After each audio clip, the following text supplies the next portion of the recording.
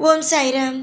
என் அன்பு செல்லமே, என்னுடைய அழகான தங்கமே, உன்னுடைய வாழ்க்கையில் நீ பல நேரத்தில் பல கஷ்டங்களை அனுபவித்து விட்டாய். என்னிடம் வந்து சொல்வாய், எனக்கு மட்டும்தான் ஏன் சாயி இவ்வளவு கஷ்டத்தை தருகிறீர்கள்? உங்களுக்கு நான் அவ்வளவு சுலபமாகவே கிடைத்து விட்டேன் ஒரு பக்தனாக. அதனால்தான் என் மீது நீங்கள் அக்கறை இல்லாமல் இருக்கிறீர்கள் என்று. அம்மா, உன் மீது நான் அதிக அக்கறையில் இருப்பதினால்தான் உன்னை நான் இந்த அளவுக்கு வாட்டி வதைக்கிறேன். உன்னுடைய கர்மவினை முடிய வேண்டும். உன்னுடைய வாழ்க்கையில் நீ எதிர்பார்த்தது நடக்க வேண்டும் என்று நினைக்கிறேன். இதில் என்ன தவறு இருக்கிறது? நீ எப்பொழுது உன்னுடைய வாழ்க்கையில் கஷ்டப்படுகிறாயோ அப்பொழுதுதான் உன்னுடைய வாழ்க்கையில் இருக்கும். நீ முடிவு செய்து கொள்ள வேண்டும், நம் கர்ம வினையோ முடிந்து கொண்டு இருக்கிறது என்பதை. கர்ம வினை முடியும் நேரம் வந்துவிட்டது. கர்ம வினையானது எவ்வளவு பயங்கரமாக உனக்கு இருக்கிறது என்பதை நீ இன்னுமே புரிந்து கொள்ளவில்லை. உன்னுடைய வாழ்க்கையில் கர்ம வினைகள் பயங்கரமாக இருக்கிறது. அதனால்தான் இந்த அளவுக்கு உன்னை வாட்டி வதைக்கிறது. நீ நினைப்பாய், நமக்கு மட்டும்தான் இந்த பிரச்சனையோ என்று. கிடையாது, உனக்கு மட்டும்தான் என்பது கிடையாது. இங்கு யார் யாரெல்லாம் தவறு செய்து கொண்டு இருக்கிறார்களோ, தவறு செய்தார்களோ, அவர்களுக்கெல்லாம் நிச்சயமாகவே தண்டனை கொடுக்கிறேன். நிச்சயமாகவே அவர்களுக்கெல்லாம் மிகப்பெரிய ஒரு தண்டனை கொடுக்கிறேன். அது மட்டுமல்ல, நல்லது செய்பவர்களுக்கு நல்லது, கெட்டது செய்பவர்களுக்கு கெட்டது என்று பார்த்துதான் இந்த சாய் கொடுக்கிறேன். அவ்வளவு சுலபமாக என்னிடம் யாரும் நெருங்க முடியாது. அப்படி ஒருவன் நெருங்கி வந்து விட்டான், நான் தான் உலகம் என்று முடிவு செய்து விட்டான் என்றால் அவனை நான் எப்படி பார்த்து கொள்வேன் என்பது அவன் வாழ்நாளில் நடக்கும் பொழுது தெரியும். அவ்வளவு அழகான ஒரு இன்பமான ஒரு வாழ்க்கையை நான் பார்க்க வைப்பேன். துரோகிகளும் உன்னுடைய வாழ்க்கையில் சூழ்ந்திருந்தாலும் நீ கவலைப்படக்கூடாது. என்னடா இது, நமக்கு மட்டும் இவ்வளவு பிரச்சனையை கொடுத்துக்கிட்டே இருக்கானே இந்த தெய்வம் அப்படின்னு. அந்த தெய்வமானது இவர்கள் எல்லாம் யார், என்ன விஷயங்களை செய்கிறார்கள், துரோகிகள் எல்லாம் யார், என்னென்ன விஷயம் செய்கிறாங்க என்று உனக்கு புரிய வைக்கிறது, தெரிய வைக்கிறது. துரோகி இருக்கிறான் என்று கவலைப்படாதே. அவன் யார் என்பதை உணர்ந்து விட்டாய். இத்தனை நாள் உன்னுடைய குடும்பத்திற்கு பின்னணி நின்று யார் உன்னுடைய குடும்பத்தை கெடுக்கிறாய் என்று தெரியாமல் இருந்தது. ஆனால் இப்பொழுது உன்னுடைய துரோகி நண்பன் என்று சொல்லிக்கொண்டு அவன்தான் உன்னுடைய குடும்பத்தை பிரித்து தவறாக சொல்லிக் கொடுக்கிறான் என்பதை புரிந்து கொள். பல நேரத்தில் உன்னை பார்த்து நான் கோபப்பட்டிருக்கிறேன். அதுவே பல நேரத்தில் நான் உன்னுடைய வாழ்க்கையை பார்த்து ஆச்சரியப்பட்டிருக்கிறேன். தாங்குகிறது, இந்த பிள்ளை தாங்குகிறது என்று. ஏனென்றால் நீ என்னிடம் சொல்வாய், நீ தானே கொடுத்த, அப்படின்னா நீ எல்லாவற்றையும் எடுத்துப்ப, சந்தோஷத்தை எனக்கு கொடுப்ப, தோல்விகளை எல்லாம் எடுத்துப்ப அப்படின்னு நீ என்னிடம் சொல்லும் பொழுது தங்கமே அவ்வளவு சந்தோஷமாக இருக்கும். எதையும் நினைத்து பழைய விஷயத்தை எல்லாம் நினைத்து கவலைப்படாதீர்கள். அதை நினைத்து பயந்து வாடாதீர்கள். உன்னுடைய முழு எண்ணமும் எதை நோக்கி இருக்க வேண்டும் என்றால், உன்னுடைய வாழ்க்கையில் நீ செய்யும் தேடல்கள், நீ என்ன விஷயத்தை தேடுகிறாயோ அந்த விஷயத்தில் மட்டுமே இருக்க வேண்டும். படிக்க வேண்டுமா படிக்க வேண்டும், வேலைக்கு போக வேண்டுமா வேலைக்கு போக வேண்டும், பணம் சம்பாதிக்க வேண்டுமா பணம் சம்பாதிக்க வேண்டும். இதில் மட்டும்தான் உன்னுடைய எண்ணங்களானது இருக்க வேண்டும். அதையெல்லாம் விட்டு எப்போ பார்த்தாலும் இது நடந்துருச்சு அது நடந்துருச்சுன்னு எப்பையும் போட்டு குழப்பிக் கொள்ளக்கூடாது.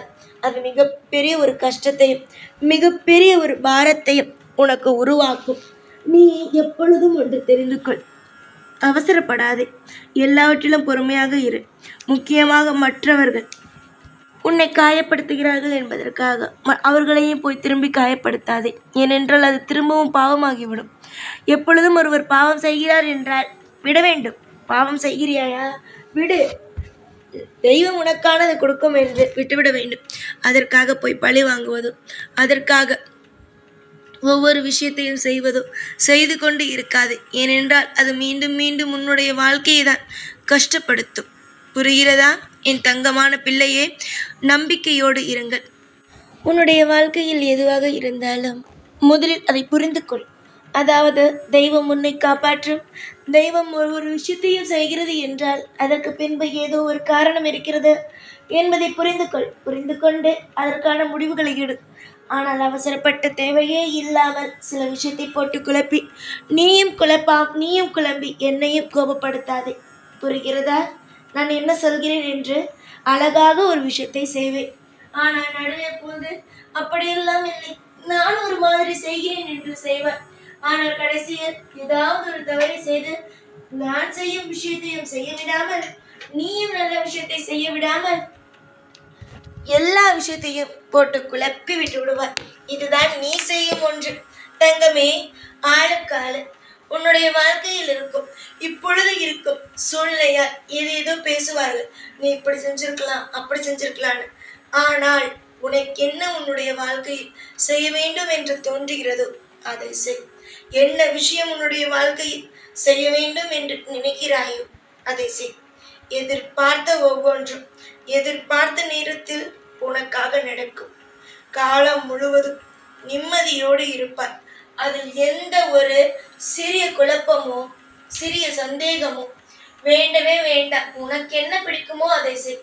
மற்றவர்கள் உன்னுடைய வாழ்க்கையில் ஒரு விஷயத்தை சொல்கிறார்கள் என்றால் அது என்னவென்பதை யோசி. ஐயோ, அவர்கள் சொல்கிறார்களே என்று யாரையும் தப்பாக எடுக்காதே. அது உன்னுடைய வாழ்க்கையில் ஒத்து வருமா என்பதை பார். ஒத்து வரும் என்றால் மட்டும் மற்றவர்கள் சொல்லும் விஷயத்தை செய்.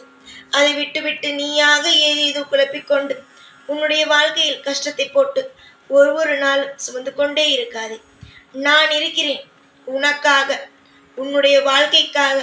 உனக்கு ஒவ்வொரு விஷயத்தையும் செய்து கொடுத்து உன்னை வாழ வைக்க நான் இருக்கும் பொழுது கண்ணீர் எப்பொழுதும் உனக்கு தேவையே அல்ல.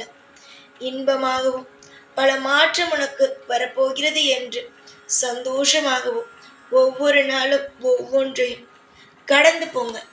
உன்னுடைய வாழ்க்கைக்கு முழு பொறுப்பும் நான். இன்று ஒரு விஷயத்தை உன்னுடைய வாழ்க்கையில் நான் சொல்கிறேன் என்றால் அது உன் வாழ்க்கையில் நடக்கப் போகிறது. இந்த சாயாகிய நான் எல்லாவற்றையும் உனக்காக செய்ய போகிறேன் என்றுதான் அர்த்தம். நீயாக பயந்து பயந்து ஏதாவது ஒரு விஷயத்தை செய்து குழப்பிக்கொள்ள வேண்டாம். நிம்மதியோடு இருங்கள். சகல ஐஸ்வர்யத்தையும் தருகிறேன். அப்புறம் இன்னொரு முக்கியமான ஒரு விஷயமும் இருக்கிறது. உனக்கு துரோகம் செய்தவர்கள் சந்தோஷமாக தான் இருக்கிறார்கள். எல்லோருக்கும் நல்லது செய்துவிட்டு நான் தான் இப்படி இருக்கிறேன் என்று மற்றவருடைய வாழ்க்கையையும் உன்னுடைய வாழ்க்கையையும் ஒப்பிட்டு பார்த்து பேசாதே. ஏனென்றால் அவர்களுக்கெல்லாம் தண்டனையானது கிடைக்கும் நாள் ரொம்ப தூரத்தில் இல்லை, பக்கத்தில் தான் இருக்கிறது. ஆனால் என்ன, நீ நினைக்கும் நேரம் கிடைக்காமல் அவர்களுக்கு தனியாக ஒரு நேரம் என்று நான் ஒதுக்கி வைத்திருக்கிறேன். அந்த நேரத்தில் கட்டாயம் அவர்களுக்கு தண்டனை கிடைக்கும். உன்னுடைய வாழ்க்கையை யாரெல்லாம் சுக்காக ஆக்க வேண்டும் என்று நினைத்தார்களோ அவர்களுக்கு மத்தியில் நிச்சயமாக நீ சந்தோஷமாகவே இருப்பாய். இந்த சாய் சொல்கிறேன், அதாவது நாளுக்கு நாள் உன்னுடைய வாழ்க்கையில் துன்பங்களானது கூடுகிறது என்று நினைக்காமல் கர்மவினையானது விலகுகிறது என்று நினைத்துக்கொள். எந்த ஒரு விஷயத்தை நீ நினைக்கிறாயோ, எந்த ஒரு விஷயம் உன் வாழ்க்கையில் நினைக்கிறதோ அது எல்லாம் நல்லதுக்கே. பொறுமையோடும் நம்பிக்கையோடும் விடாமுயற்சிகளை போட்டுக்கொண்டே இருங்கள். எல்லா நிமிஷமும் கஷ்டங்களானது வராது, இஷ்டங்களானதும் வரும், இஷ்டங்களானதும் நடக்கும். அதில் நானே பொறுப்பு. உனக்கு என்னென்னலாம் செய்ய வேண்டும், எதெல்லாம் செய்யக்கூடாது என்று எனக்கு தெரியும். நான் எப்பொழுதும் உனக்காக இருப்பேன். சொன்னதை நம்பினாயா? இல்லை, இவர் போய்தான் சொல்வார் சாய் என்று நினைத்தாயா? சரி, நம்பினாலும் சரி, நம்பாவிட்டாலும் சரி, நான் சொன்ன விஷயத்தை செய்து விடுவேன். அதற்கு பிறகு ஐயோ, தெய்வத்தை தவறாக நினைத்து விட்டோமே என்று நீதான் கவலைப்படுவார். அதனால் இப்பொழுது நான் சொல்லும் விஷயங்கள் அனைத்தையும் நம்பிவிடும். எல்லாமே உனக்கு நல்லதாகவும் அற்புதமானதாகவும் சிறப்பானதாகவும் அமைத்திட, எல்லா விஷயங்களும் உன்னுடைய வாழ்க்கையில் கிடைத்திட நான் உனக்கு உதவியாகவே இருப்பேன். நான் இன்று மட்டுமல்ல, எல்லா நாளும் உனக்கு துணை இருப்பேன். புரிகிறதா? எப்பொழுதும் உன் கூடவே இருந்து உன்னை வாழ வைப்பேன் இந்த சாய். எப்பொழுதும் உன்னை விடமாட்டேன். இந்த வாக்கு எப்பொழுதும் உன்னுடைய மனதில் இருக்கட்டும். தேவைப்படும் பொழுது, அதாவது உன்னுடைய வாழ்க்கையில் நிறைய சமயம் நிறைய விஷயங்களை பற்றி யோசித்து கவலைப்பட்டிருக்கிறேன். அப்பொழுது இந்த வாக்கினை ஞாபகம் வைத்துக்கொள். இந்த வாக்கு உன்னை ஒரு பொழுதும் ஒரு நாளும் கைவிடாது. ஏக்கங்களானது நிச்சயமாகவே குறைந்திடும். சந்தோஷங்களானது நிச்சயமாகவே உன்னுடைய வாழ்க்கையில் கூட ஆரம்பிக்கும். எப்பொழுதும் உன் கூடவே இருப்பேன். இந்த சாய்நாத். ஓம் சாய்ராம்.